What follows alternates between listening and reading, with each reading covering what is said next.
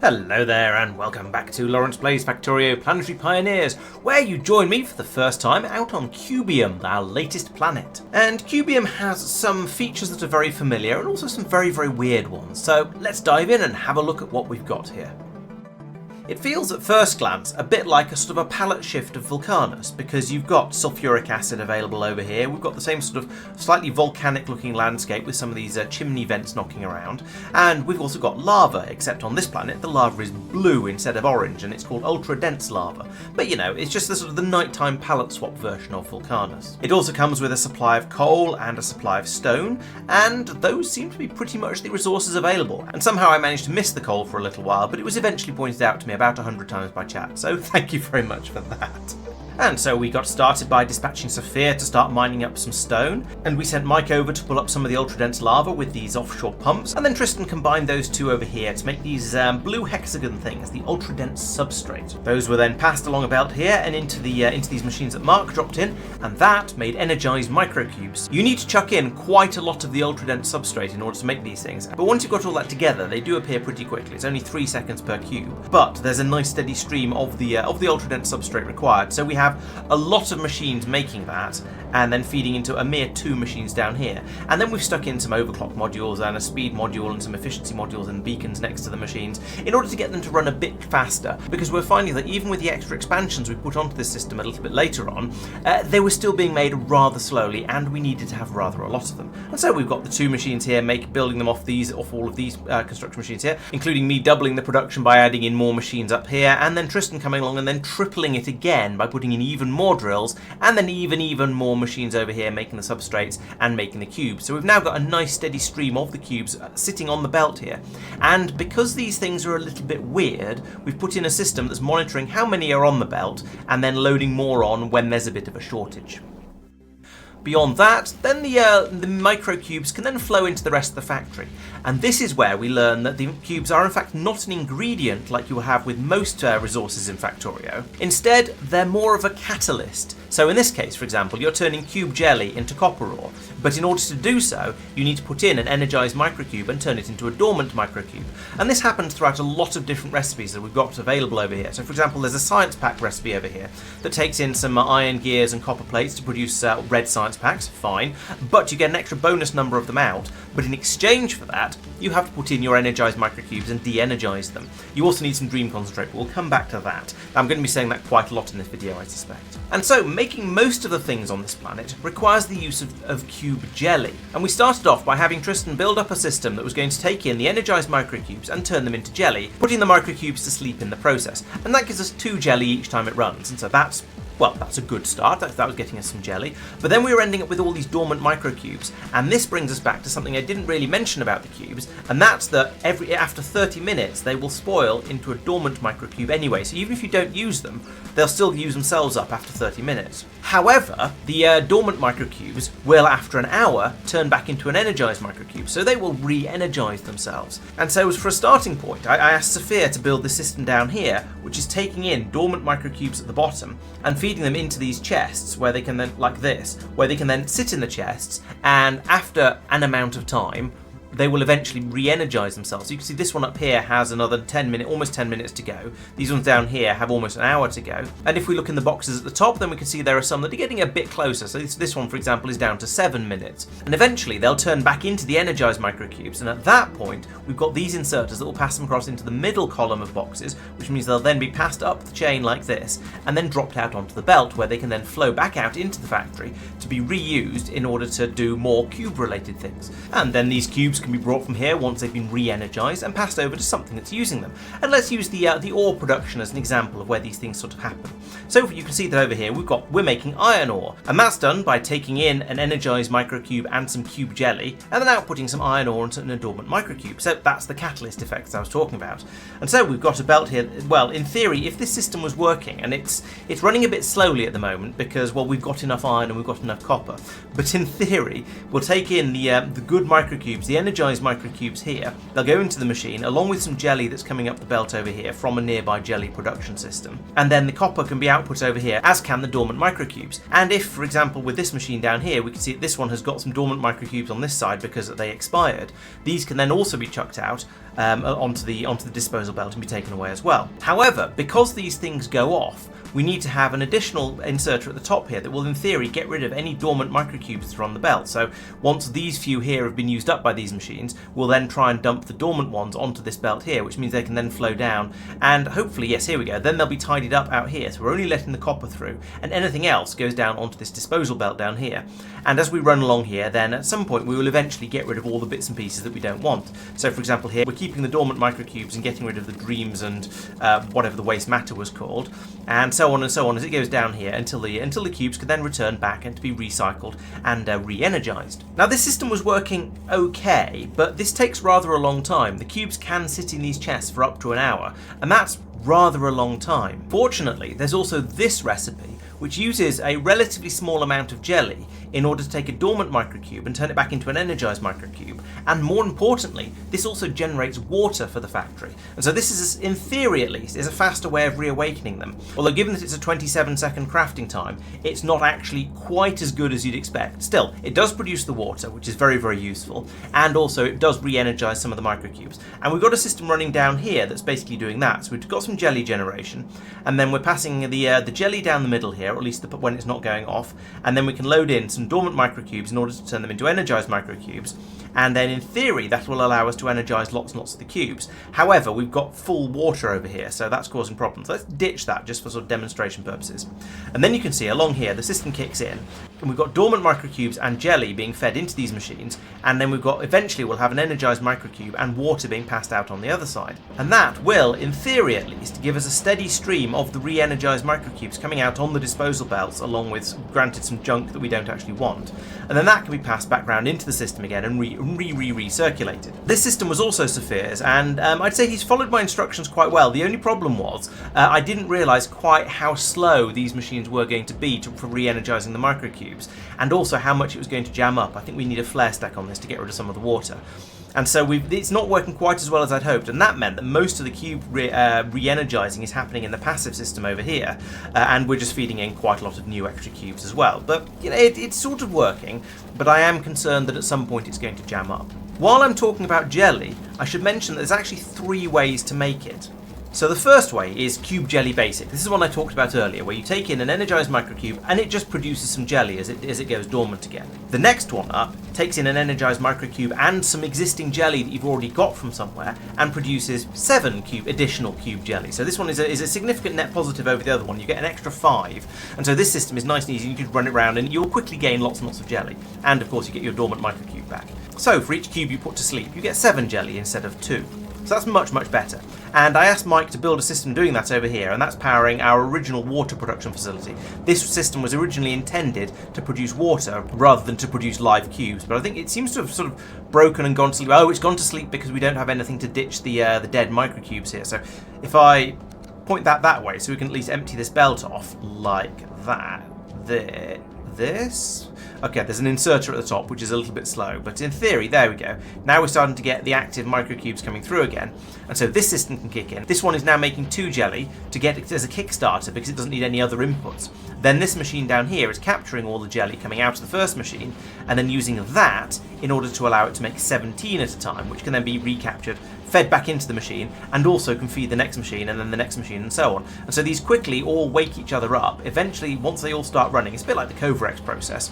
Once they all start running, we'll start to feed a little bit of the jelly round passed down at the bottom here, and that can come over to here where it gets pulled in. We re-energize cubes, but more importantly, this area was for making water because we knew we were going to need some. And this is one of the risks with any sort of system where one of your resources spoils. If you end up with a belt full of spoiled resource, you always need to make sure you've got a way of getting rid of any spoiled resource off the top of the belt, otherwise you end up overloading on it and everything jams up. And it's done it again here because we're not getting rid of the dormant ones fast enough because the system's jammed up down here as well. And there there are problems that we're going to need to fix, should we say. The third way of making jelly is even more effective, but that one requires you to feed in some carbon. So I sent Mike off to go and find some carbon, and he discovered the largest coal patch he possibly could at 268,000. That's a really, really meaty one. I'm sure we'll never find any that are bigger than that. So he came in, dropped in some mines on there, and we're pulling coal out, and then we're crushing that into crushed coal, which we can then pass over to here, where we can mix it with sulfuric acid, and we've got plenty of sulfuric acid, because Tristan put in some pump jacks down here to pull that up out of the ground. So that's fed up over here,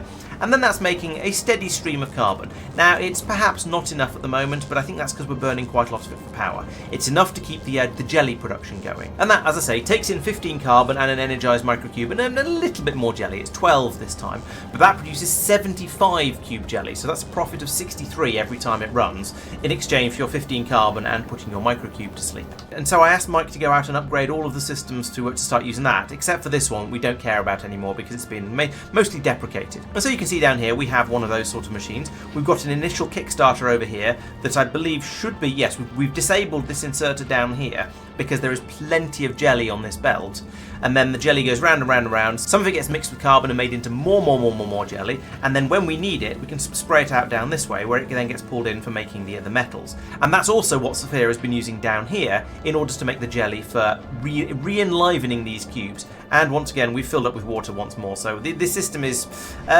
not working, is not appropriate because we fill up with water far too quickly, and we just don't know what to do with it all. So we may have to look into this and come up with a better way of re-energizing the cubes, and that might just be to leave them in the boxes over here until they're ready to go again.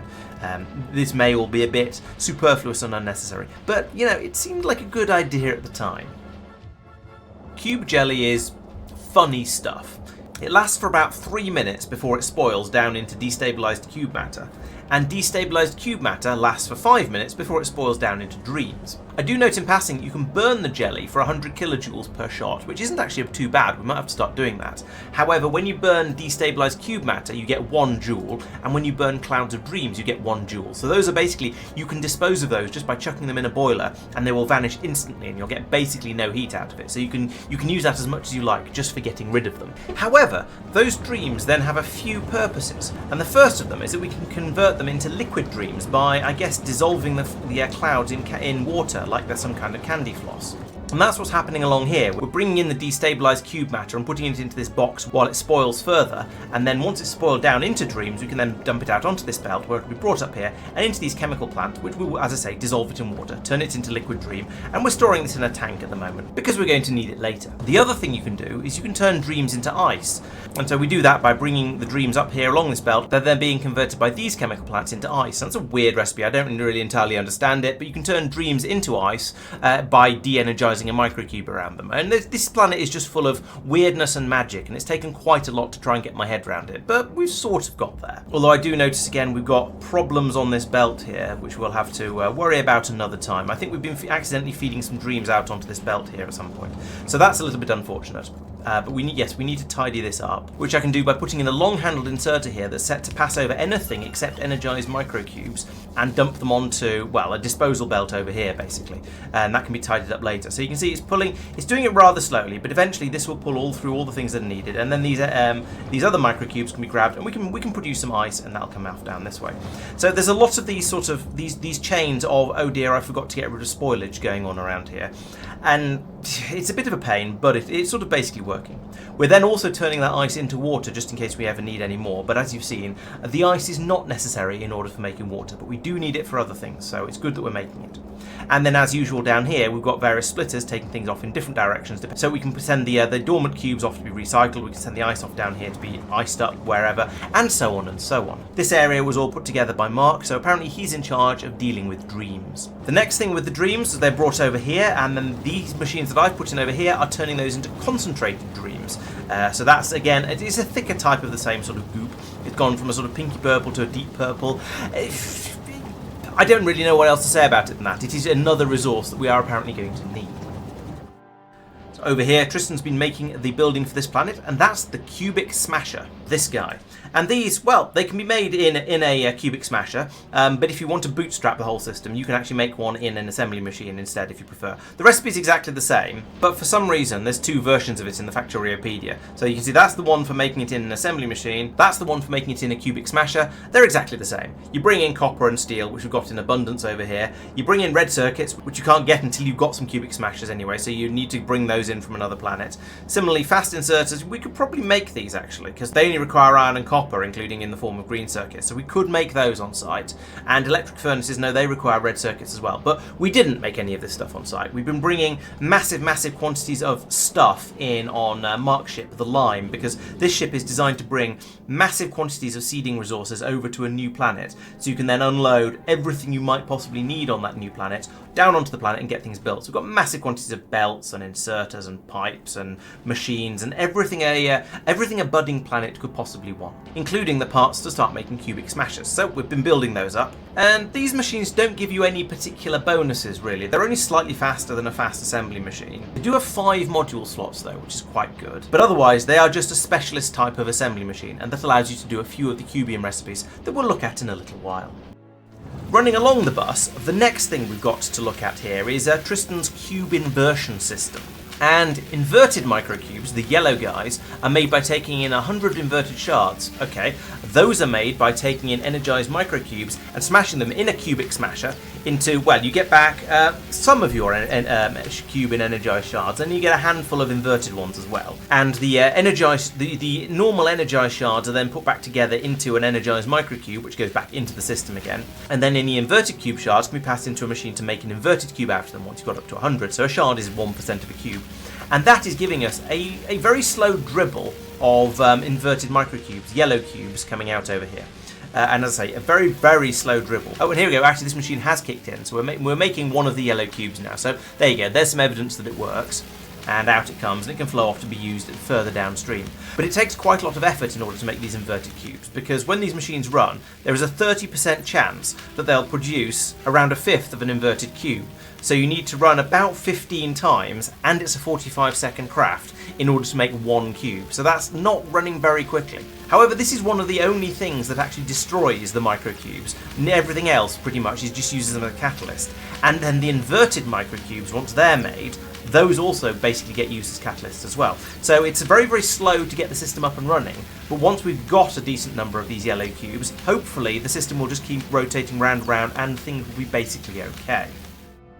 I mentioned over here the ore production. This was one of Mike's builds, and so that's taking in, as I said, the jellies and so on, and turning that into ores. The ores are brought over here, where Sophia has put in a very standard looking system for producing actual plates. So we're bringing in the ore down here, we're then crushing it down, and then bringing it along here, putting it into electric furnaces in order to make iron plates. Then some of those are being sent off to be made into steel plates, and a similar thing over here with the copper ore being made into copper plates. You may notice that we're using electric furnaces here rather than foundries, and that's because when we originally set this up, we didn't have a good supply of calcite on this planet. We still don't really, but we're getting closer, so at some point we might upgrade these, but I think given the state we're at with this planet, we probably won't. This will be considered perfectly sufficient for all of our iron, copper and steel needs. Going back and forth a little bit between weird Cubium stuff and more normal Factorio stuff, I then asked Tristan to put in a system that would de-energize and re-energize the yellow cubes. Those are the inverted ones that we're making from the smashing cubes over here. And so this is a weird system. You can take in an inverted microcube and some other basic trivial resources in order to produce some calcite. So this is why I was talking about calcite earlier, and an inverted dormant microcube. So it puts the inverted microcube to sleep and gives you some calcite out of all the resources you've fed into it. Great, okay. And then there is an additional recipe that takes in some of that calcite and your inverted dormant microcube along with a live energized microcube, a blue guy, and some acid and water, and then spits out a re-energized inverted microcube and a dormant microcube. So you've essentially you put the blue one to sleep and you've woken the yellow one up, but we already know how to wake the grey ones back up again. You just leave them for an hour, so that's fine. We're prepared to spend the energy in an energized microcube in order to wake up the inverted dormant microcube back to be an inverted microcube, and that way we can then reuse it, and potentially we can reuse it to make more calcite. So you'll notice that this recipe produces 5 calcite in exchange for putting 1 inverted microcube to sleep. This one uses 1 of those calcites to wake it back up again. So this is net calcite positive, and that means we could potentially feed that calcite into foundries, or we can feed it into anything else that we might need. The main reason to have this though is that whenever we put an inverted microcube to sleep, we have a way to wake it back up again. And so we need to churn round as a priority, we need to churn the calcite round this internal system here in order to make sure that we always have enough calcite available to wake any dormant inverted cubes back up again that might come through, like that one that just came out of the bottom there. So these are being fed round and round in a circle here, which is fine, I guess, but we're making more than enough calcite to then keep re-inverting them whenever they come back. And in theory, and hopefully, eventually, once we've made enough of these inverted microcubes, we'll be able to then start feeding them out on this belt down here, and that can go off down here and go off to do other things as well. I do note that Tristan's put in a very handy prioritization system here that is stopping this belt from running whenever this belt is essentially full of calcite. So the system will carry on sending the dormant microcubes out, potentially 50-50, out either down to here or back into the recycling, basically to ensure that we'll never run out of calcite, but while we have a decent amount of it, we will send half of the inverted microcubes out down this way to be used elsewhere. Because at the moment, as you can see, because this by the way, this belt isn't full all the way back up to here, we don't have remotely enough of them, because as I said, this smashing and reassembling process is very, very slow. We then get briefly back onto a normal Norvian recipe, and so this is another one of Sophia's builds, where here we're bringing in copper and iron, and we're making green circuits in exactly the normal way. So that's quite bizarre to be doing things in such a normal way. But don't worry, we'll make up for that very, very quickly by coming over here, where we're making red circuits. And there's a very strange red circuit production system over here where we're doing the Dream Advanced Circuit recipe, which takes in copper and steel, so we've got steel instead of plastic. But we also need to use an inverted microcube, and by use I mean we need to put it to sleep, so it's going to come out again dormant. We also need to chuck in some cube jelly, and we need some of that dream concentrate that I was talking about before. And this, interestingly, then will chuck out 50 advanced circuits, so you're able to make an enormous quantity of red circuits from not actually all that much metal, but you need to use the power from an inverted microcube, and you need to chuck in a load of cube jelly. And the cube jelly is being made on site by the very, very basic recipe here, which churns through quite a lot of the normal microcubes. But never mind, we could feed in a supply of carbon here and be much more efficient with it, but that would make the system a bit more complicated. Alternatively, we could put in one of Mike's designs, like this module here, and have that just feed in all of the jelly he could possibly need. And when we start needing more circuits, then I think that might be the way to go, because this is potentially going to be a little bit inefficient, but then I'm not sure I really care, because the microcubes, now that we've got enough of them, they sort of feel cheap enough that I don't really mind if we churn through a slightly larger number of them in order to make jelly. So they just go round and round now, so it doesn't really matter. But then that enables us to produce lots of red circuits, as you probably imagine. That goes down onto a belt down here. Well, it would go down onto the bus down here if we had a few more, but because that requires inverted microcubes, it's running a bit slowly.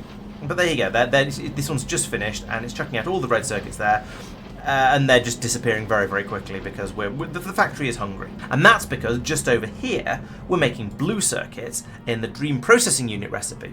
And this is another weird one that takes in ice and calcite, plus a load of green and red circuits. And this also discharges an inverted microcube, uses a load of Dream concentrate and some calcite, but that kicks out 100 processing units each time it runs. And getting 100 blue circuits for only 100 red circuits and 20 green circuits feels like a bit of a bargain, to be honest. So this is a much, much cheaper way of making these, as long as you've got the inverted microcube throughput to keep up with it. And that is something that I think will build up to that over time, because as I keep saying, these are catalysts, they don't get used up. We just need to have more of them available in the system to flow around, and then everything will be well. That said, everything is already well by the looks of it, because we have a nice healthy supply of blue circuits coming down here and going onto the bus. So yeah, that's good. We have filled that up. And we've even got a few inverted microcubes up here, the yellow guys, and then we're slowly building up a supply of them on the belt here, which is it doesn't matter because they don't spoil, but on the other hand, it is just another sink where they're going to sit unused for quite a long time. So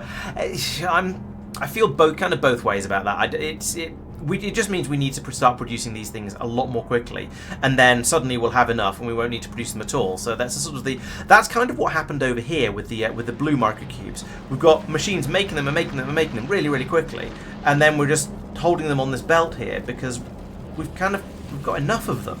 They're just sitting there because they're going round and round, and then we are feeding a few new ones in, but mostly it's all just using the ones that are going round and round in the system. So yeah, it's a little bit silly. Also, I see we've run out of space here for the dormant microcubes, so that's going to be causing some problems. Although they will at some point re-energize themselves and then be passed straight up the middle, so maybe it doesn't matter too much.